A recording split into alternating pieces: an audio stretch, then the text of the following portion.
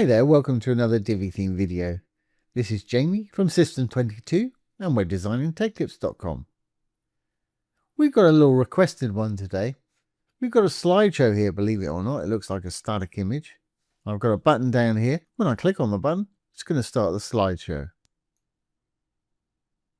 As you can see, it's started. I think I've got them going every 5 seconds or so. If I click on it again, it's going to stop the slideshow. Really easy to do with Divi 5's new interaction feature. I'll start that one more time.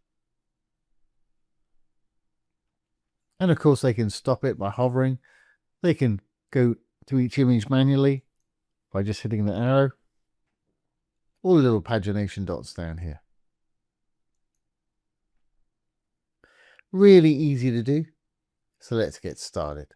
I've got this page open here. Well, let's just go down. I'm going to delete everything I've got. In fact, let's just delete the whole section. Okay, so basically I've got an empty page. We've got an empty section here, the blue tab. I'm going to add a new row. I'm going to use a single column in mind. Obviously adjust yours to taste. In this particular row, I'm going to add a gallery module. This is going to be our slideshow. Once it loads under content, it'll ask you to select some gallery images. I'll do exactly what I did before. Select all those crazy cars.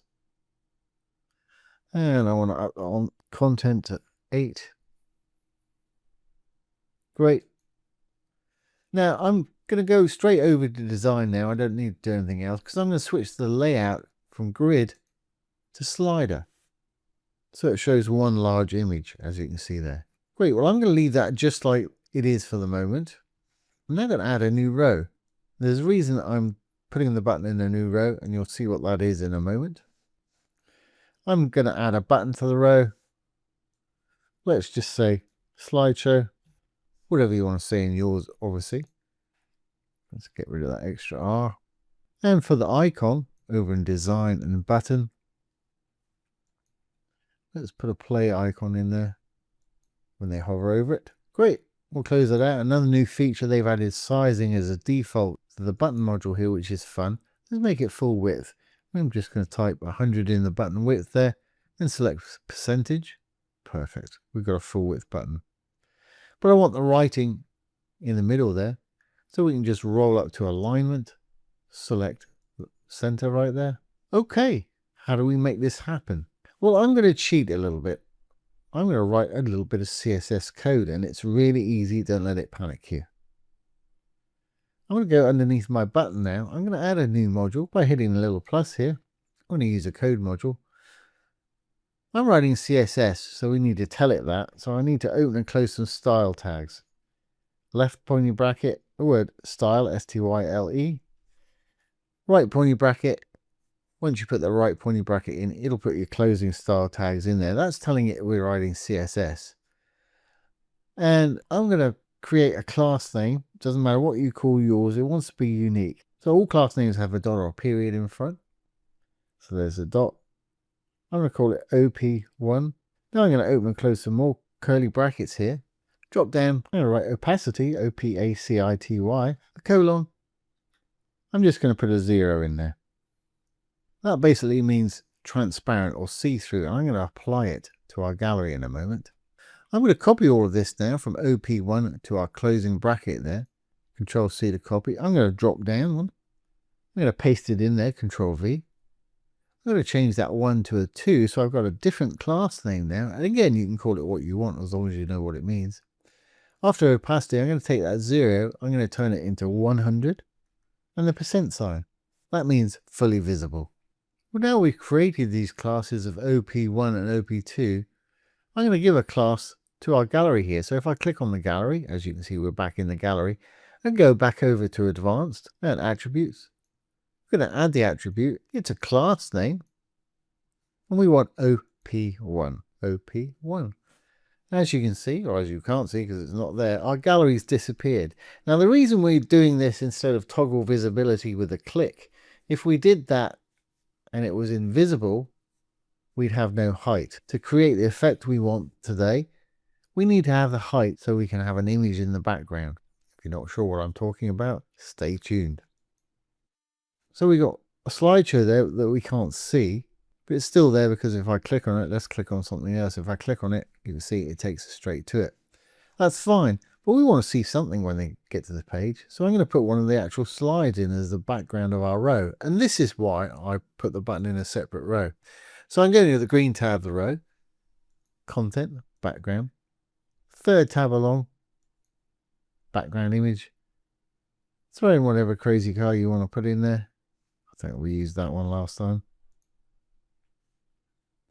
They've essentially got the same image as they've got at the beginning of the slideshow. Okay, let's activate our gallery. I know you're not going to be able to see it because I've made it invisible, but I'm going back into the gallery, going to design, going to animation down at the bottom here.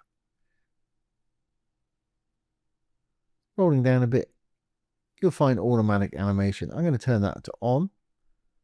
And I want mine to roll perhaps every 4 seconds or 5 seconds. Let's say 5 seconds, 5,000 milliseconds. That'll work for me. So our gallery is now rolling, but we can't see it because I made it invisible with that class name. That's no problem at all. Let's create the toggle to bring it back now. Okay, to make this happen, let's click on the button. Make sure we're on the actual button. Advanced. Down to interactions here. I'm going to add an interaction. When we click on it, what I want it to do is not toggle visibility. I want it to toggle an attribute, in other words, the class name. Which module? It's our gallery module. And if you've got a lot on your page, it's a good idea to give this an admin name. You can do that in meta under content. Don't want any delay, want it to happen as soon as they click on it. Attribute name, well, it's a class. And its name was OP2. Great. What if we've done everything correctly now? This should work for us. Let's save the changes. I'm going to close down the preview we had before. I'm going to drop down. Let's preview on the front end again. And there we have it. We've got that nice little image up there. If we want to animate it by starting a slideshow, we can go down to our button here. We'll hover over. We've got our little icon. When I left click, the slideshow is going to start. They can roll over it. They can scroll manually if they want to. And they can stop it again by clicking on it. Click on it again. And of course, it's going to start back up again. Really easy to do. Really nice little feature to have on your site. As you can see, you can do it with just a little bit of CSS code. And for anybody that wants to copy and paste that, I'll put it down below. Just remember to use those class names or change them to whatever you need. So there you have it. I hope you've enjoyed this today and found it useful. If you have, please give it a thumbs up, ring the bell, comment, share, and subscribe to our YouTube channel. Don't forget, if you have any questions about Divi 4 or Divi 5, pop them down below. I'll do my best to answer them for you, or make a little demo video like this one if I can. So once again, this has been Jamie with System22 and webdesignandtechtips.com. Thanks for watching. Have a great day.